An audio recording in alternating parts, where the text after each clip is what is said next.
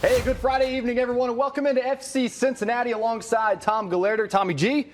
I'm your host, Caleb No. Tommy, FC Cincinnati this season is like that college student that did so well throughout the course of the semester that they don't have to take the final, because even if they were to not take the final, they still get an A in the class. Well, there might be a final exam coming up. Let's see, because there's still work to be done, right? Right.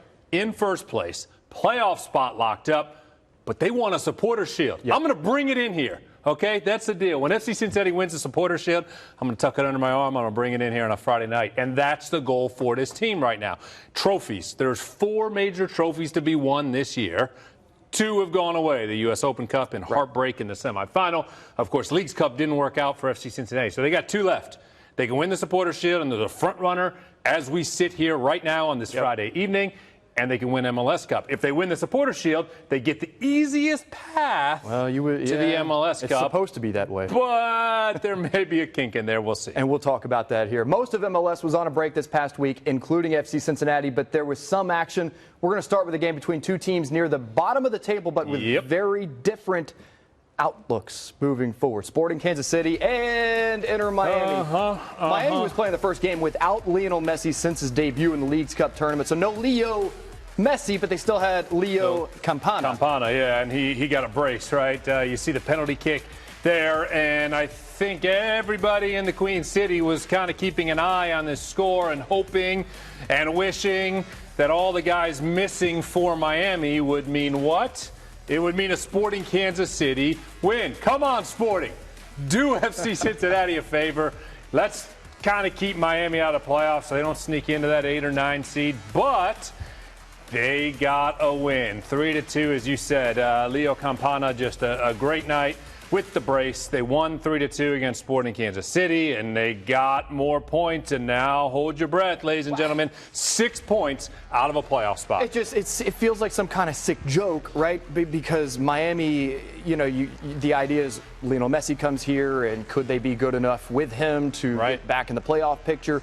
Well, he's gone, and they still find a way to win. Well, I think everybody, when the news broke that he was going to come on to Major League Soccer and play in America, was, okay, they got to go and try to win U.S. Open Cup. They got to try to win Leagues Cup, which they did. They're playing in the final of U.S. Open Cup because the regular season's a lost cause. I probably sat here and told you the same thing because they were that far down in the standings.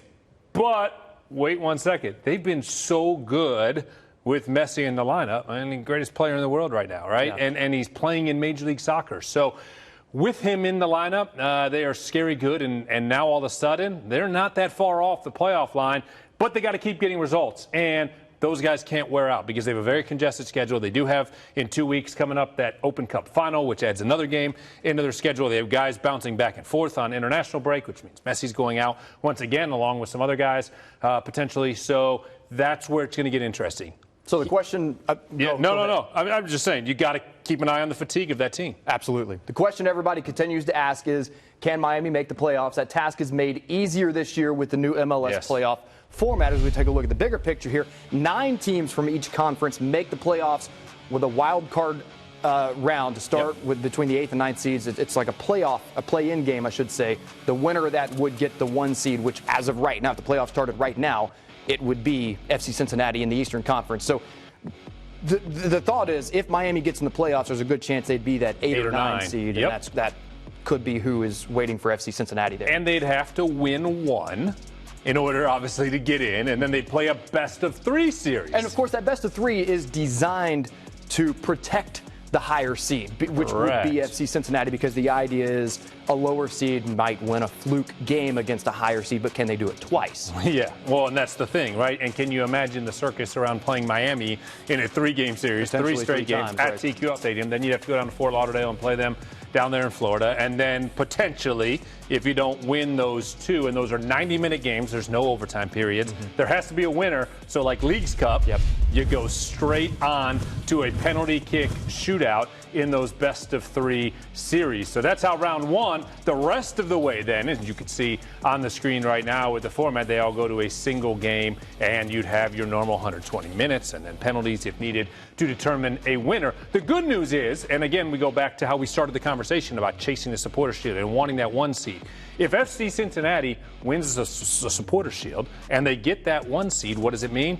only one game on the road in the entire playoffs as long as they are alive. That would be that one game in that best of 3 series in the first round. And if considering how good they've been in the Fortress this year. It would be amazing, right? The comforts of home, the comforts of that stadium, the comforts of having 25,000 wild supporters over your shoulders every night would be a big advantage for the Orange. 25,513 to be exact. Yes, exactly. Philadelphia is up next for FC Cincinnati. They've won 3 of their last 4 MLS games, and they are number 2 in MLS in terms of power rankings right now, behind FC Cincinnati. Let's take a look at our match preview brought to you by Tri-State GMC Buick. Philly had a long run through the Leagues Cup, having to play 7 games in that tournament as opposed to the 3 games that FC Cincinnati played. Obviously, FC Cincinnati would have liked to play more games now in that tournament, but now looking back, you're thankful for somewhat of a break in there if you're looking at the silver lining. No doubt. And look, Philadelphia won the 3rd place game, so they got the bid into CONCACAF Champions Cup. We're looking right now at that match that was played back in April between these 2 teams. FC Cincinnati won 1-0. Now there was a foul called. You saw Lucho go down there chasing the ball as Andre Blake came out and took him out. The penalty was given, so Brenner scored. Thought he had the go-ahead goal here, but the whistle had already come from Ted Unkel. So the goal is wiped out. The penalty is awarded.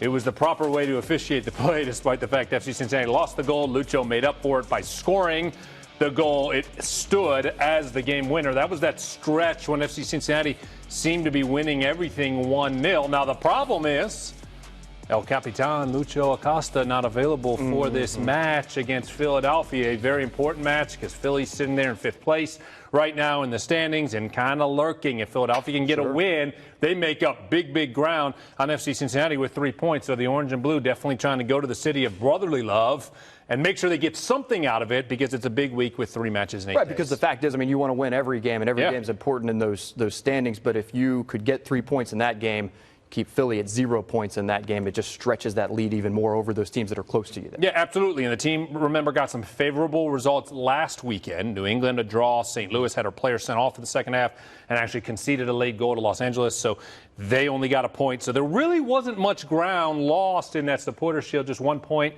as far as that's concerned. So now it stands at 9 points with 7 games to go. There's still work to do. But FC Cincinnati, back to work, and I think it's going to be a really fun stretch. You have 6 straight games and another international break, and then the big season finale on October 21st at TQL Stadium. Home stretch is here. You can usually catch Tommy with his partner Kevin McCluskey on the radio, ESPN 1530 during the games or on iHeartRadio. But Kevin, is this dude ever going to get back from his honeymoon? I mean, he's Irish, so he's working on his tan, which takes a little longer than you and me. But we'll have him back next Saturday. How about that? Omar Cummings will be sitting in this weekend, but the booth will be manned by our boy Tommy. So check him out Saturday if you're in your car or want to follow the Orange and Blue. Thank you so much, Tommy. Come back anytime. Always a pleasure. Let's do it again soon. All right. Coming up, I'll sit down with the fiery fullback that is Matt Miazga. We know he's fiery on the field, but what is he like when he's not on the pitch? We'll get the answer after this.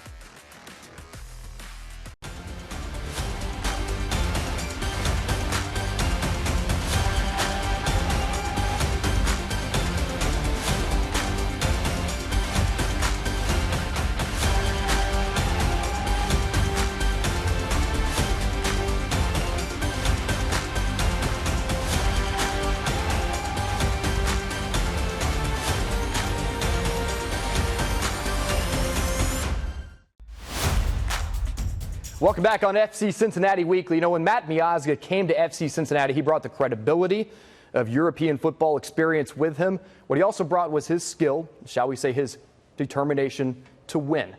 We all love having Matt Miazga on the pitch to stick up for the guys on the field. I recently got a chance to sit down with the center back from New Jersey. Here's part of that conversation.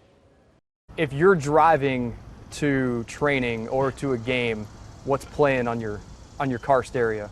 Funny enough, for games, I don't like to play any music. Silence, complete silence. I think it was when I was younger. For some reason, I think I was so focused driving to a game one time, and I forgot, I guess, to put the radio up, and I ended up having a good game. You had the best game of your life. I don't remember exactly what game it was, but I just remember that that was one of my kind of routines or superstitions, you can say, and I kind of kept it that way. I like to pray in the car before I go to the game, and it just keeps me focused because at the end of the day, when I'm on the field, there's no music playing to kind of hype me up kind of motivate me. I have to just be in my zone, in my own head, and just focus. You know what I mean? What'd you listen to today on the way here? Today I had the country station on. Okay. I think it was 105.1 Okay. or 105.2.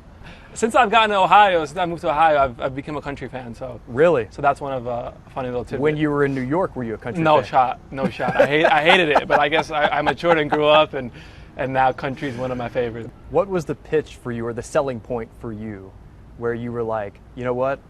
Yeah, I'm going back to America. I'm going to play MLS. I'm going to Cincinnati. What was the selling point for you? I think it was just the good energy around this club. Like I said, you have a stadium that's full every game. You have a young, dynamic team with a lot of core pieces that are experienced as well. So you have a good balance of players. You got a coaching staff that is hungry, that is new, that understands the league. The league now has grown tremendously since I left in 2015. The 26 World Cup's approaching in the States. So I think it's a very good time to now be back in MLS and being part of that growth. You just finished your most recent stint with the U.S. men's national team. What is it like for you putting on those colors and wearing that crest? Yeah, it's. I always say it's the biggest privilege. I think for any soccer player to represent your country at national team level. Not everybody can do it, and to be selected and be a part of that is definitely rewarding and fulfilling and very proud moment for me and my family. So every time putting that badge on and wearing that jersey with the flag representing your country is one of the best moments and greatest feelings you could possibly have as a soccer player. You are an emotional player, and if emotional is not the perfect word to use there, correct me and let me know, but when you step on the field, you're an emotional guy. Yeah. That same emotion on the field, does that translate to how you are off the field? I like to say I'm a competitive person. It can get feisty in professional sports, and I want to be there to make sure my teammates are being protected. But at the same time, we're all grown men.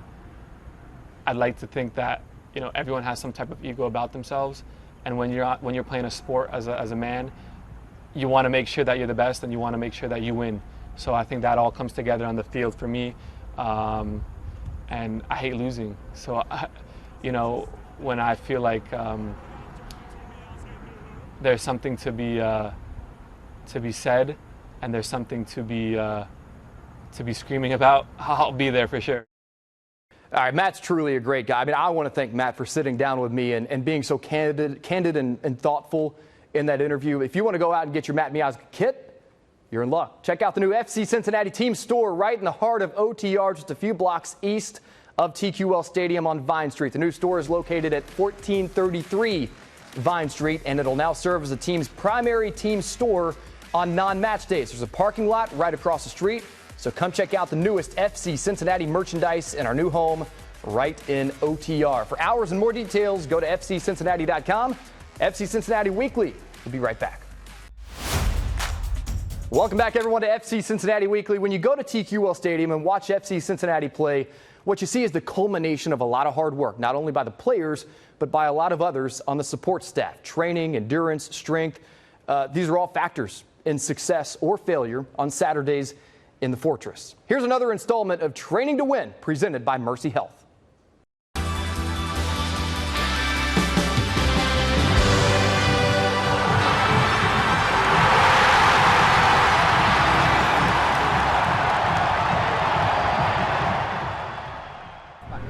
To get a little bit more. Okay? Again, build the speed. A little bit quicker, a little bit quicker, a little bit quicker.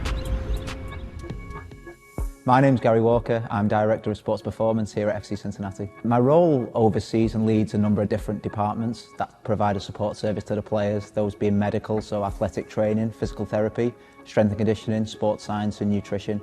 And our aim really is to optimise the preparation and performance of our players. So we want our players to be the best prepared in the league. It's twofold. The first one is to increase the athletic development of our players to produce better soccer playing athletes.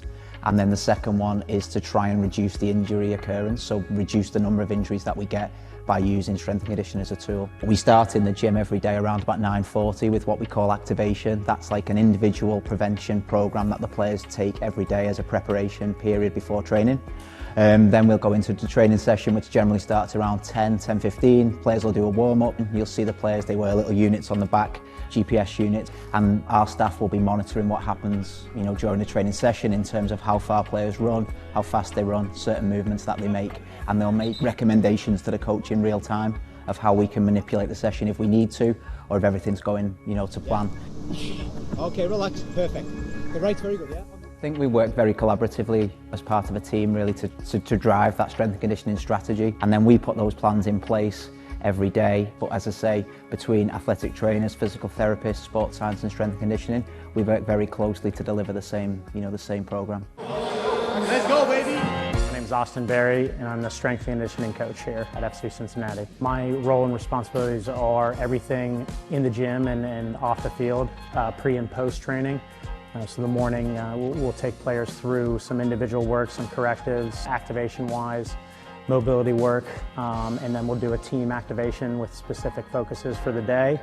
Then they go out to training, and then if there's rehabs, I'll run rehabs while the training session's going on. The biggest thing for me is we get players, whether it's preseason or in the middle of the season, is profiling them with our testing and strength testing and jump tests, and trying to give them an athletic profile to find the work to help complement what they're doing on the field, and then watch the development throughout the season. So as far as Mercy Health staff, Jason and I work together a lot, especially on the rehabs. While they're with Jason working on their specific injury, I try to help them on any global strength and upper body strength to help supplement the work that Jason's doing, and then there's a little bit of a carryover and crossover that we communicate to when he's moving to more sport specific and return to play in the field, to when they're doing more of the traditional gym lifts with me.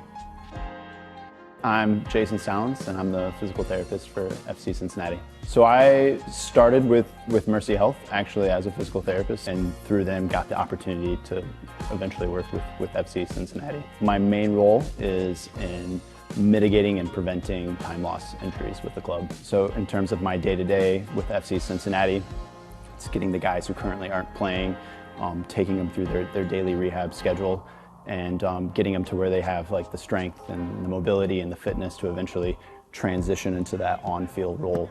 And then eventually, once they get healthy again, just making sure that they stay healthy, right? You always want to try to mitigate and prevent any sort of like relapse once that player gets back to playing. The other thing would be is working with Austin, every month, every couple months, and kind of reassessing the guys and seeing if maybe we need to adjust things a little bit and change the guys' programs to help keep them healthy. One of the biggest keys to having a successful rehab is just player buy-in. You have to have the player bought into the program. And because it is such a grind, I think the best way to build the trust with the player is to not see them as the player, but to see them as the person. And for me, I'm working with this person who's also a father or has kids, or they're away from their family. I think it's about developing relationships with players first and foremost. They want you to feel like you care for them, to show that we're trying to make better soccer playing athletes. We're trying to help them manage and navigate the season. I mean, you have to always tell the player we want you to play and we want you to be successful. We all want that. We all want to be winning, but at the same time, no one's going to be winning if you get hurt again the first game you get back there. We have to make sure not only do you get back quickly and efficiently, but safely as well. I think the things that make you proud is players that are coming back from long-term injuries. You see them back to achieving their goals and their dreams, what that may be, and generally that's to get back on the pitch, to perform, to do well for the club. And I think, as part of a staff, that's what gives you the greatest sort of sense of pride and achievement when those players have realised their ambitions again. The thing that I love most about my job is the people that I get to work with. I'm working with some of the best people in each position, and that just fires me to be even better than where I kind of view myself to be. It's constantly pushing each other to be better and to grow. And then the availability to work with Mercy Health and some of the technology and equipment that we have because of our partnership with them. I get to work with all this cutting edge technology as well, which just makes it a dream job for me. Yeah.